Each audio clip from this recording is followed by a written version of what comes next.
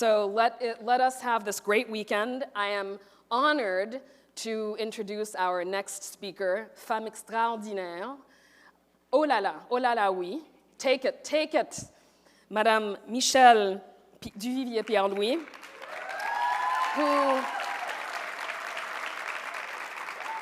who's a former prime minister, and dare I say, should be one right now. I'm sorry. Let's be a little controversial this weekend. While prime minister, she also served as Minister of Justice and Public Security. Upon leaving office in November of 2009, she resumed her activities at the Open Society Foundation's Haiti she created in 1995 under the name Fondation Connaissance et Liberté, also known as FOKAL. She's now FOKAL's president, coordinating special projects in sustainable development. It's a mouthful, but it is powerful. Higher education and national heritage with an emphasis on human rights. Let's not always forget that. Let's always remember. And gender justice, first and foremost. She's also a professor at Université Quisqueya, Haiti, and with all of those titles, still has time to be here with us. And I will share a personal story that years ago, when in Haiti, I interviewed Madame Duvivier Pierre-Louis, and one of the anecdotes she told us, it was an accidental benefit in installing wells in the provinces of Haiti, water wells in centers of town, which one day she told us, it was revealed to her that in doing so, not only did it provide water, but it stopped the instances of rape of young girls, because they were all walking to fetch water at 3, 4 o'clock in the morning, and were just were victims of the unimaginable. And so, you know, Michèle does wonderful work, not just in title, but in action. And so what an honor it is for us to have you here and tell us more about all you do and continue to do. I mean, I will add one more thing, that she puts the Energizer Bunny to shame, because she's all over the world advocating for Haiti and for women. So please join us to the stage.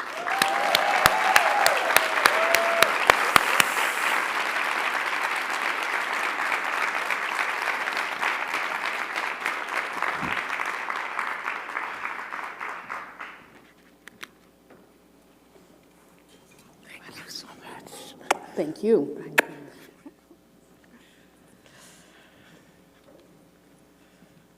Thank you so much, Magali. What a crowd. What a crowd.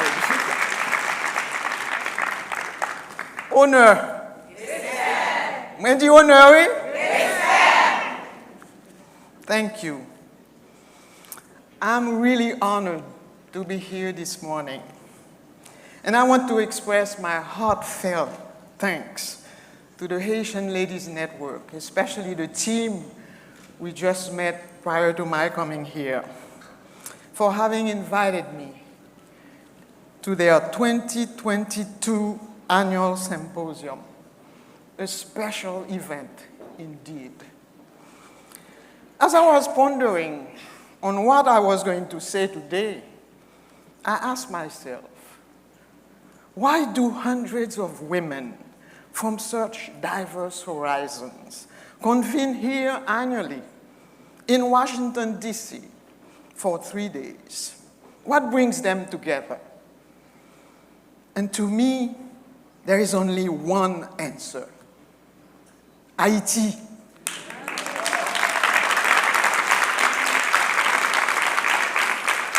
Haiti. Whether you were born in Haiti, like me, and I'm, in my case, in Jérémie. Are there people born in Jérémie here? No. Wow. Yay, great. The most beautiful part of the country. And please, people from Cape Haitian, Jacmel, don't be jealous. Don't be jealous. It's the most beautiful part of the country. But whether you were born in the United States, in the Caribbean or any other place in the world. One symbolic power unites us: Haiti. The first country in the world that affirmed that Black lives matter.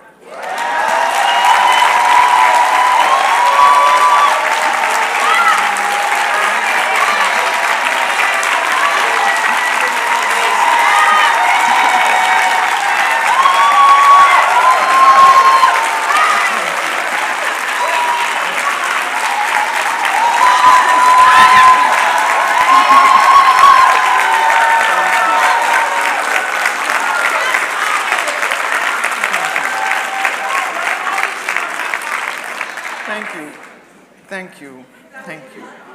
And you know what that means to us.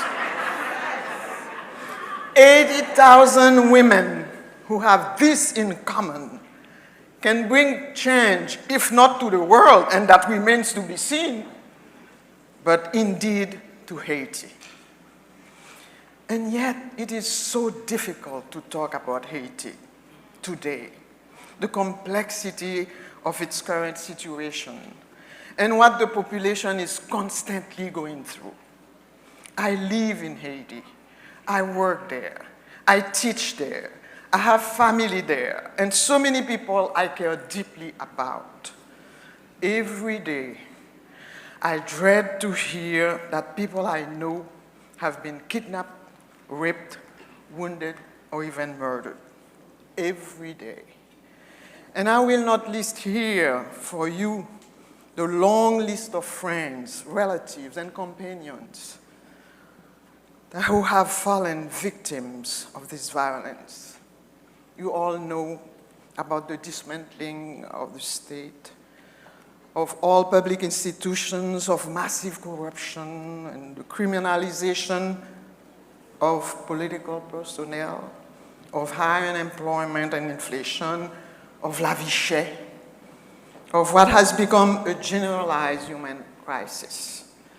This gangsterization of the whole country is a new devastating phenomenon, and one that can only have developed with the support of traffickers that supply weapons and ammunition from a place where such weapons are manufactured, a place where all profits return to. In the meantime, we are distracted by gang leaders giving press conferences, interviews to local and foreign medias, who post videos on social medias, giving their vociferation and violent threats the pretense of political discourse, while the most vulnerable they claim to incarnate are their first and most numerous victims, those most cruelly treated under the impervious gaze of our official and their international allies. This is the unbearable situation we confront every single day. Not a fiction, our reality. Nonetheless, I'm not going to continue to talk about that. Haitians have throughout history taught the world lessons in resistance. Yes, we resist. It is from that mindset and praxis of resistance that we share, we communicate, we learn, we exchange, we love, we build, we express solidarity, but we also create and we hope. Today, despite the catastrophic situation in Haiti, I chose to convey to you the spirit of resistance that guides three major sectors of Haitian society: the women, the peasants, also designated as smallholder farmers, and the artists.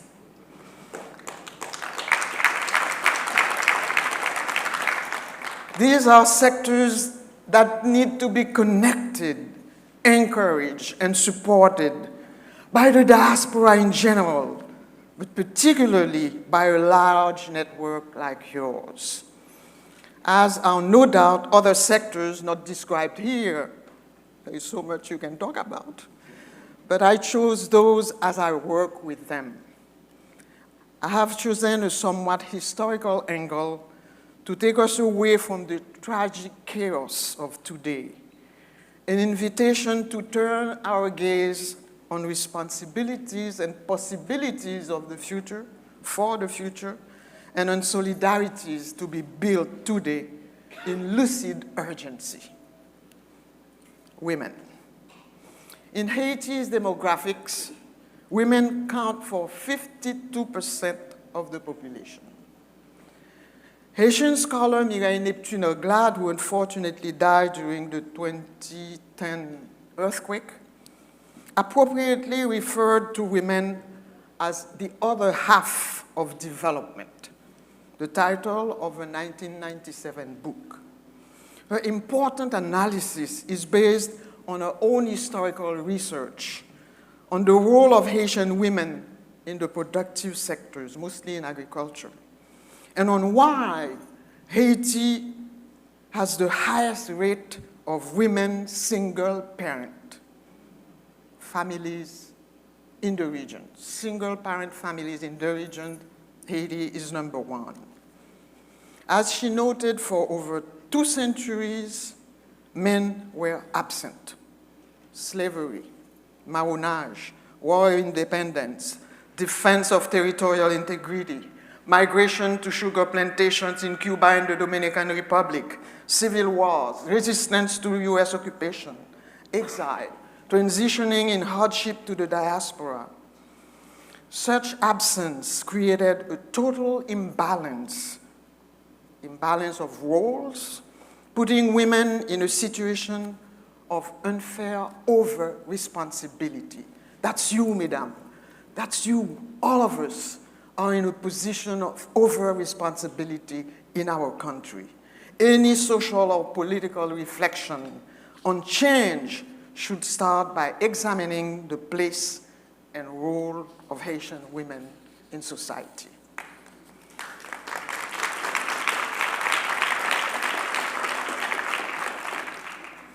The Haitian women's rights movement is one of the oldest and most exemplary in the Latin American and Caribbean region.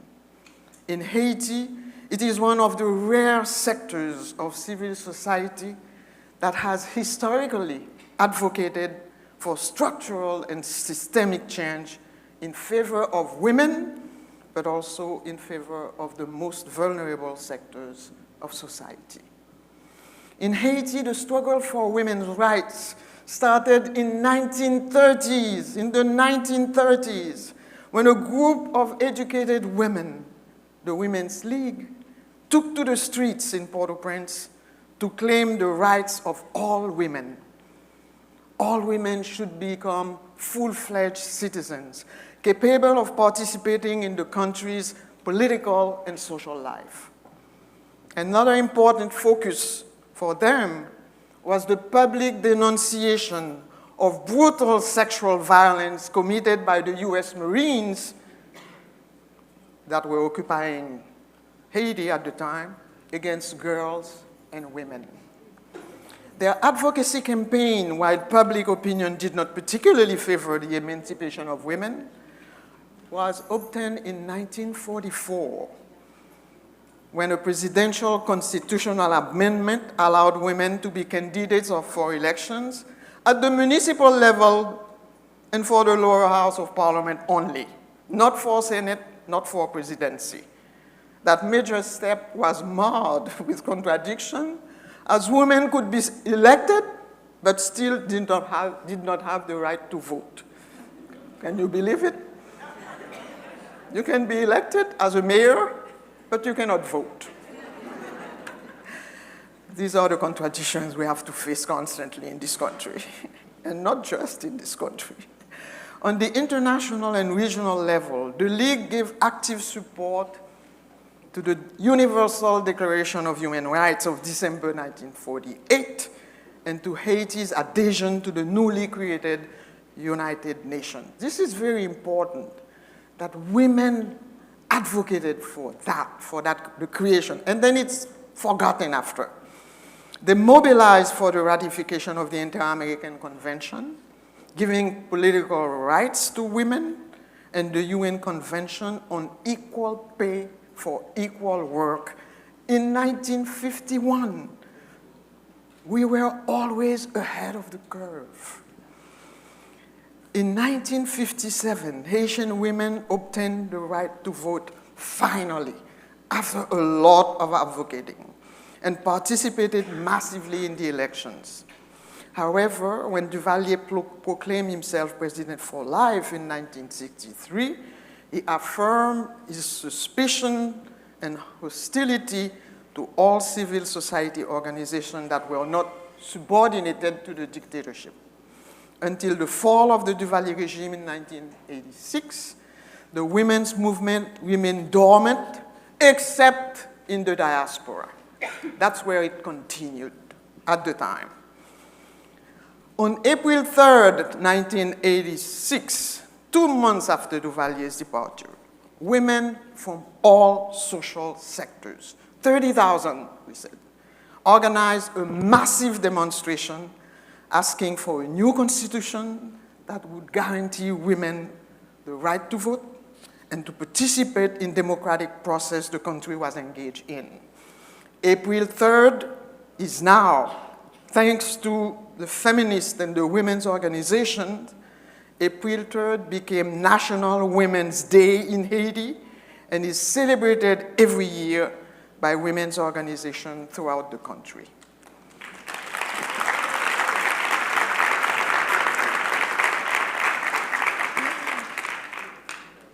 The post-dictatorship women's and feminist organization recognized the pioneers' work and took it to the next level with more specific advocacy regarding women's rights, respect and support to different types of families, legal status of children born out of wedlock, recognition of rape as a crime.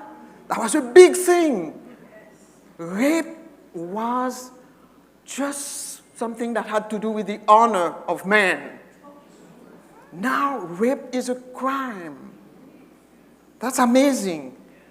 But also they try to fight for the status of domestic workers, which is a problematic I don't even want to get into now because it's too complicated. And also for reproductive rights. Equity vis-à-vis peasant women in the rural area whose work remains until today invisible. Their mobilization for the creation of a Ministry of Women's Rights was successful, and the ministry was created in 1994. For the past 25 years, the women and feminist organizations imposed 2 major items on the national agenda: the struggle against gender-based violence and women's political participation. In the January 12, 2010 devastating earthquake hit the movement very hard. Among the victims, several well-known feminist leaders who fought really with their intelligence, with their heart, and they were among the most prominent that we lost in the earthquake. Relaunching the movement became arduous, even more so because of 2 additional factors. The massive invasion of international NGOs coming with big money that chose to create circumstantial, short-lived groups of women while bypassing the local organizations, and the equally massive invasion of fundamentalist religious sects targeting primarily women's rights and the Vodou culture. Today, a new generation of young feminists is emerging with their own vision, their own actions, their own agenda. But they owe their actual conditions to the engagement, courage, and teachings of the previous generations. the previous generation of women and of feminists. As the struggle for women's rights and against gender-based violence continues, they need to be supported and encouraged. I want to acknowledge the presence here of my dear friend, Danielle Magloire, here, sitting.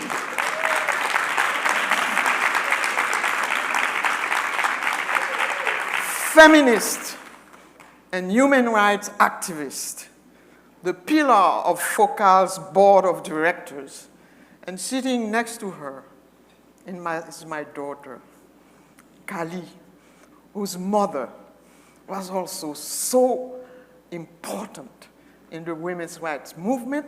I worked with Nicole, and Nicole was also a pillar of our board. So thank you. You see the new generation? See the new generation? But Danielle's exemplary commitment and courage in the fight for women's rights and gender justice make us all proud. Her name is associated with all the gains in this ongoing fight. Thank you, Danielle.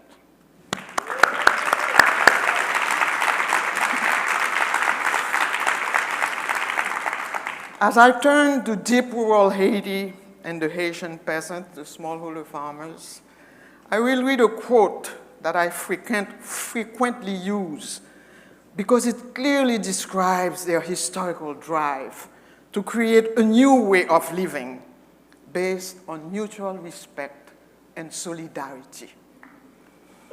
In her book, the title of the book is Taking Haiti, Military Occupation and the Culture of Imperialism, 1915-1940. American scholar Mary Renda wrote this, and I quote, Haitian peasants had struggled to establish a peasant economy and to resist forces urging them toward plantation wage labor. Picking coffee and growing food for themselves and for the market in their own garden plots afforded greater level of control over their lives and that of their families than plantation agriculture would allow. They work body and soul for economic independence, end of quote. Indeed, in the wake of our independence, the rural communities imagine a new political and social order capable of offering them the space needed to reconstruct their lives as communities who had suffered and vowed to never again suffer the racism, the terror, and the constant violence of the plantation system. They wanted to build their own identity in their struggles for equality. Land ownership was the basis of economic freedom, but also a matter of dignity and power. The notion of owner was and remains until today a priority in their struggle. Those who introduce themselves with honor, just like I did when I started, should be greeted with respect, just like you did in responding to me. This remained true throughout the 19th century and a good part of the 20th century. This is the cultural source of the spiritual strength, resistance, imagination, and creativity for all of us. This is IT. This is IT. Today,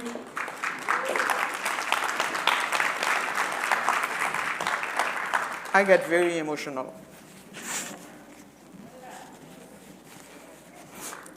Yeah.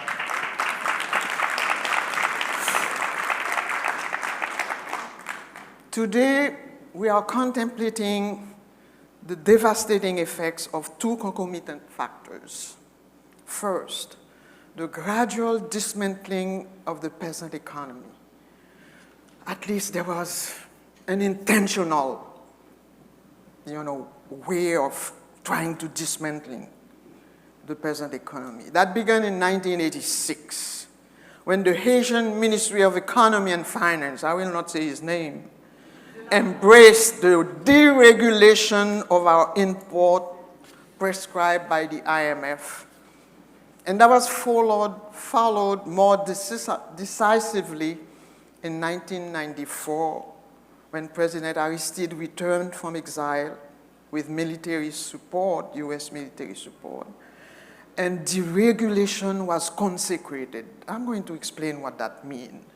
How can a Haitian peasant, still working with the 18th century hoe, and with practically no support, compete with the highly subsidized US farmer from Biloxi, Mississippi, or Wichita, Arkansas?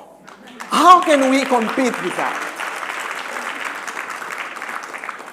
Our rice production that used to feed 80% of the population until the 1980s is now reduced to 20%. The local production of rice used to provide for close to 500,000 families, and now it's up around 130,000 families, mobilizing 30,000 temporary workers, 90% in the Artibonite Valley. In 1986, the tax on imported rice was 50%. In the region, it's between 25 and 30% until today. So in 1926, over 30 years ago, 50%. In 1987, 35%. In 1995 until today, 3%. 3%. When I was Prime Minister, I fought to reestablish, because we wanted to get into the single market economy in the Caribbean, CARICOM, where the tax is 25%. Impossible to budge from 3%. Today, Haiti is the second largest importer of US rice after Mexico, before Japan, before Canada. These policies destroyed both the urban and the rural areas and inexorably reduced public revenues. The second factor is the fast-growing demographic in the country. The population has doubled in 30 years. From 6 million when Duvalier left, we are now close to 12 million. Our already crowded and overcrowded cities, including Port-au-Prince, with no real productive economy, no appropriate urban infrastructure, no adequate housing, schools, health facilities, have become a breeding ground for gang violence. While migration seems to be an escape for many, whether for economic or political reasons, those who stay had to suffer the outcome of measures adopted without questioning their medium and long-term effects. It is a matter of justice to invest in the rural areas with the smallholder farmers, like we do at FOKAL, with women heads of families that also cultivate land and carried for centuries the burden of going to the markets to sell their produce, and keep alive what remains of our rural economy. Justice for the population whose backbreaking coffee production paid the indemnity, the debt and the double debt contracted by force in 1825 to compensate the colonial slave owners while maintaining those vital populations in the margin. Our own experience at FOKAL, and I probably should say that FOKAL came in force to this gathering. I have here the executive director of FOKAL, Lorraine Magonès.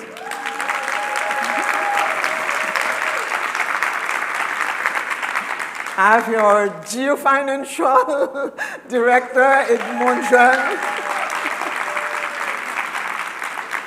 And then I'll talk about events when I come to the arts.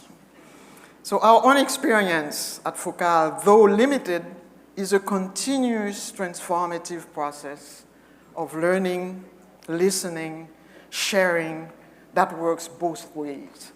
This is what I call our pockets of hope. We are. There are pockets of hope in Haiti. Our relations of proximity on the ground are now sadly limited by the gang's control of the main roads. But we keep in touch by all other means, and we support their resistance, the fight against food insecurity, the promotion of local production, the preservation of our biodiversity, and the protection of the environment can gain momentum only through long-term investment and respect for the leadership of the small farmer organization, men and women, not through just humanitarian aid. Finally, the arts. Thank you. Let me touch on the artistic world. Creating incredible works of art in adverse conditions, in precariousness, in paylock, in defiance of dictatorship and of more covert forms of repression, that is what the artists and artisans of Haiti, women and men, constantly demonstrate in all fields: visual arts, dance, music, literature, ironworks, cinema, theater, photojournalism, traditional crafts. As an example, every year since 2003, the Festival de Théâtre Quatre Chemins takes place toward the end of the year. Actually, it's coming next month. I mean, it started now, I think. It has started now until mid-November. I remember in 2004, I was a member of the selection committee, and the city of Gonaïves was totally flooded by Hurricane Jane. Most inhabitants had lost everything, and we were heartbroken by the distress. A question was raised: should we cancel the festival? After debates and arguments, we decided to go ahead. And I was asked to explain why we wanted to maintain the festival, and I was asked to tell the public at the launching of the events. The place was packed. I don't know what inspired me. I just said, the committee has decided to go along with the festival. And this festival will be dedicated to the people of Gonaïves as a testimony of our solidarity. There was a huge moment of silence, and then a standing ovation. I was relieved, but I also understood what that meant. Creating in times of disaster demands respect and continuing engagement from the artist as well as from the public. Since then, every year the festival takes place, often in the midst of social unrest or natural disaster. Even in 2010, after the earthquake, the festival took place. Most of the events happen in the streets, in improvised spaces, in markets, in public squares, because in Haiti, there is still no standard performance space for the artist, not even one theater. FOKAL ran the festival for 10 years before rightfully transferring the leadership to an association of artists, highly conscious of the role theater plays in raising awareness on vital civic issues. We are extremely proud of this demonstration of the sector's capacity to take charge of the festival. Artistic and artisan communities are numerous in Haiti, particularly in the wider Port-au-Prince area, but also in many other parts of the country. They are rooted throughout the country in the struggle for survival that are the fabric of Haitian life. In Artibonite, in the South, in Port-au-Prince, traditional and modern creation, crafts and arts cohabit and collaborate. Of note, among many, is the community of iron artisans, and artists actually, established in the village of Noailles in Croix-des-Bouquets. Established in the 1940s, they are an extraordinary example of transgenerational transmission rooted in popular culture. They have been attacked by gangs on several occasions with deadly casualties, but continue to create inspirational artistic works with the support, among others, of FOKAL, of Fondation Afrique America. Their creations could be seen in a magnificent exhibit last June, and they still work miracles to remain connected to regional markets in the Caribbean, in the US, and elsewhere in the world. A lot could be said about dance, music. I heard there's going to be dance here, probably dance. And about our writers, whose literary works are often awarded internationally. But that would be the subject of an entire conference. They are messengers of the spirit of Haiti, the troublemaker and disruptor of oppressive orders, the artists themselves incarnating the ultimate individual defiance of all controlling forces. At last, I want to honor Le Centre d'Art, another beacon of resistance and creativity. As the chair of the board of Le Centre d'Art, I want to thank, special thanks to HLN for giving us the opportunity to make our work known and to raise desperately needed funds to preserve the oldest institution dedicated to Haitian artists with the incredible track record going back to 1944. Le Centre d'Art was created in 1944. And today, the vibrant, audacious, and younger generation that is taking over. Most of our prominent artists, name any, recognize the role the Centre d'Art played and still plays until today in their artistic journey. When we resume our activities after the peak of COVID-19 in January 2021, Le Centre d'Art held a major exhibit titled REL. I think you can see the catalog out there. Prominent artists from the Bel Air, from La Grande Rue, who were totally decapitalized by the pandemic, but also by the senseless violence inflicted on their communities by gangs and sometimes police alike. This year, in January, in collaboration with le Musée d'Art Haïtien, the work of 3 generations of women artists were exposed.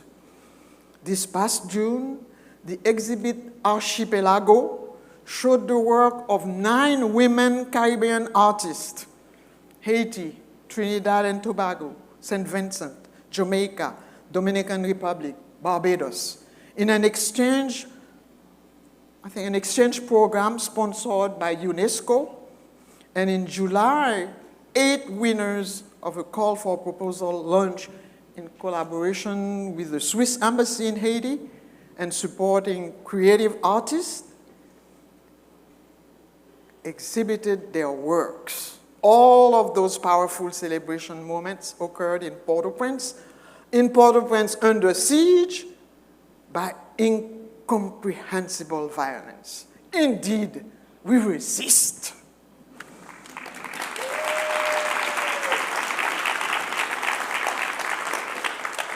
All these events, in the midst of the turmoil, receive hundreds of visitors. They take place at Maison du Fort, a gingerbread house restored by FOKAL after the 2010 quake.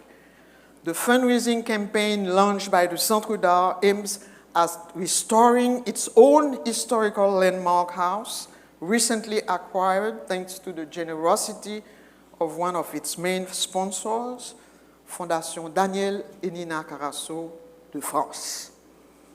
Please visit the stand, learn about the Centre d'Art, and please donate. Donate. You can talk to Events, the director of our 501c3 in New York called Haïti Demain, Haiti Tomorrow. Several initiatives under the title of Haïti Demain, that label, are taking place during this event. They all converge together. Pas vrai, Kali? I started my speech by saying that what brings us together today is at the heart, and is at the heart of this symposium, is Haiti. Not a phantasmatic Haiti made of illusory dreams, not a faraway third of an island crippled with the avatar of geopolitics, globalization, and collapsed governments.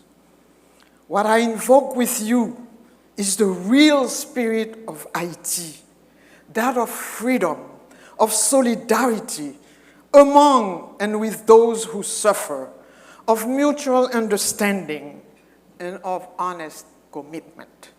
The spirit of resistance, igniting the soul of our women, smallholder farmers, and artists. The spirit that can enlighten our path, and as said by the great poet Aimé Césaire, give us the strength to look at tomorrow. La force de regarder demain, force pour nous goumer pour demain. Merci en pile.